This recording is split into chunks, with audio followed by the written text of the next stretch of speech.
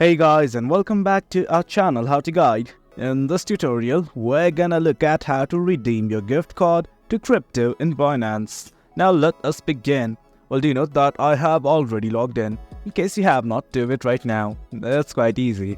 Now let's simply look at how to redeem the card. Initially, what you guys have to do is simply scroll down to the very bottom, and right here in this section of products, you can see something called as gift card.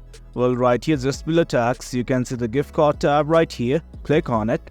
Once you do, you will be redirected to another page. Well, do you know that from here you can send a crypto gift card as well. But right now, all we're gonna focus on is this thing. That's redeem to crypto. Right here, as you can see, simply enter your redemption code right here and simply hit on redeem. That is how you redeem your gift card to crypto.